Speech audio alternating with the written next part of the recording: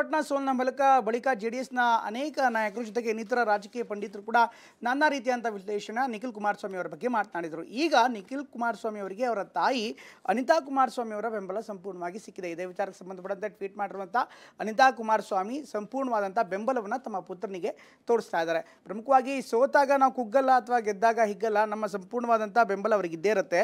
ನನ್ನ ಪುತ್ರ ನಿಖಿಲ್ ಕುಮಾರಸ್ವಾಮಿ ಚನ್ನಪಟ್ಟಣ ವಿಧಾನಸಭೆ ಕ್ಷೇತ್ರದ ಉಪಚುನಾವಣೆಯಲ್ಲಿ ಪರಾಜಯ ಹೊಂದಿದ್ದಾನೆ, ಒಪ್ತೇನೆ.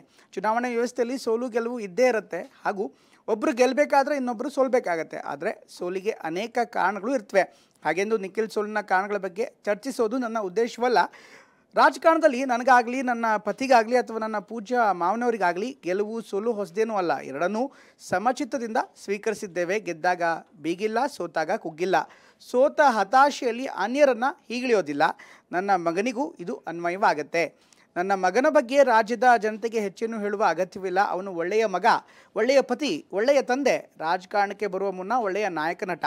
ಅವನಂಥ ಒಳ್ಳೆಯ ಮಗನನ್ನು ಪಡೆದಿದ್ದಕ್ಕೆ ನಾನು ಹಾಗೂ ನನ್ನ ಪತಿ ಹೆಮ್ಮೆ ಪಡ್ತೇವೆ. ತಾಯಿಯಾಗಿ ಅವನ ಯಶಸ್ಸನ್ನು ಸಂಭ್ರಮಿಸ್ತೇನೆ. ಅವನಿಗೆ ಕಷ್ಟರಾದಾಗ ಕಣ್ಣೀರು ಕೂಡ ಇಟ್ಟಿದ್ದೇನೆ. ನನ್ನ ಕರುಳ ಬಳ್ಳಿಯ ಮೇಲೆ ನನಗಷ್ಟು ಮಮಕಾರ ಇರುತ್ತಲ್ವೇ, ನನ್ನಂಥ ಎಲ್ಲ ತಾಯಿಯಂದರಿಗೂ ನನ್ನ ಭಾವನೆಗಳು ಅರ್ಥವಾಗತ್ತೆ ಅನ್ನೋದು ನನ್ನ ವಿಶ್ವಾಸ ಅಂತ ಅನಿತಾ ಕುಮಾರಸ್ವಾಮಿ ಟ್ವೀಟ್ ಮಾಡಿದ್ದಾರೆ.